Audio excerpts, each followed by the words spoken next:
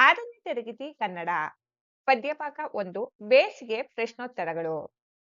ಕೆಳಗಿನ ಕವಿಗಳ ಜನ್ಮಸ್ಥಳ, ಕಾಲ, ಬಿರುದು ಅಥವಾ ಪ್ರಶಸ್ತಿಗಳನ್ನು ಕುರಿತು ವಾಕ್ಯ ರೂಪದಲ್ಲಿ ಬರೆಯಿರಿ. ಕವಿ ಕೃತಿ ಪರಿಚಯ. ಬಿ.ಆರ್. ಲಕ್ಷ್ಮಣರಾವ್. ಇವರು 1946ರಲ್ಲಿ ಚಿಕ್ಕಬಳ್ಳಾಪುರ ಜಿಲ್ಲೆಯ ಚೀಮಂಗಳದಲ್ಲಿ ಜನಿಸಿದರು. ಇವರು ವೃತ್ತಿಯಿಂದ ಶಿಕ್ಷಕರಾಗಿದ್ದು, ಸುಬ್ಬಾ ಭಟ್ಟರ ಮಗಳೇ ಗೋಪಿ ಮತ್ತು ಗಾಂಡೇಲಿನ ಮುಂತಾದ ಕೃತಿಗಳನ್ನು ಬರೆದಿದ್ದಾರೆ. ಇವರಿಗೆ ರಾಜ್ಯೋತ್ಸವ ಪ್ರಶಸ್ತಿ ಲಭಿಸಿದೆ. ಬೇಸಿಗೆ ಎಂಬ ಪದ್ಯವನ್ನು ಸುಬ್ಬಾ ಭಟ್ಟರ ಮಗಳೇ ಎಂಬ ಭಾವಗೀತೆಗಳ ಸಂಕಲನದಿಂದ ಆಯ್ದುಕೊಳ್ಳಲಾಗಿದೆ.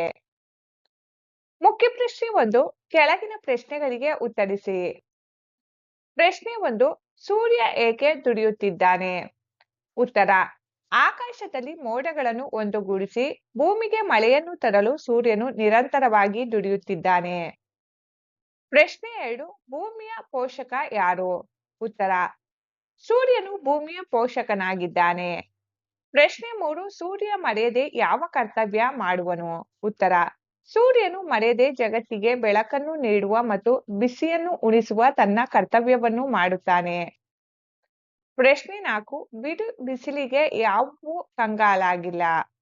ಉತ್ತರ: ಬಿರು ಬಿಸಿಲಿಗೆ ಮರ, ಗಿಡ, ಪೊದೆ, ಬಳ್ಳಿಗಳು ಕಂಗಾಲಾಗಿಲ್ಲ. ಪ್ರಶ್ನೆ 5 ಸೂರ್ಯನಿಂದ ಮಕ್ಕಳು ಕಲಿಯಬೇಕಾದ್ದೇನು? ಉತ್ತರ: ಸೂರ್ಯನಿಂದ ಮಕ್ಕಳು ಕಲಿಯಬೇಕಾದುದೆಂದರೆ ಕಷ್ಟಕ್ಕೆ ಹೆದರದೆ ತಮ್ಮ ಕರ್ತವ್ಯವನ್ನು ತಾವು ಮಾಡುತ್ತಾ ನಗುತ್ತಾ ನಲಿಯುತ್ತಾ ಇತರರನ್ನು ನಗಿಸುತ್ತಾ ನಲಿಸುತ್ತಾ ಧನ್ಯತೆಯನ್ನು ಪಡೆಯುವುದನ್ನು ಕಲಿಯಬೇಕು.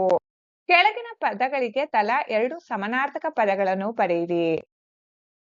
ಪದ ಸೂರ್ಯ, ಸಮಾನಾರ್ಥಕ ಪದ ಭಾನು ರವಿ. ಇಳೆ, ಸಮಾನಾರ್ಥಕ ಪದ ಭೂಮಿ ಧರೆ. ಪ್ರಕೃತಿ, ಸಮಾನಾರ್ಥಕ ಪದ ನಿಸರ್ಗ ನೈಸರ್ಗಿಕ. ಸಂಭ್ರಮ, ಸಮಾನಾರ್ಥಕ ಪದ ಸಡಗರ ಉತ್ಸಾಹ. ಈ ಪದಗಳನ್ನು ಬಳಸಿ ಸ್ವಂತ ವಾಕ್ಯ ಬರೆಯಿರಿ.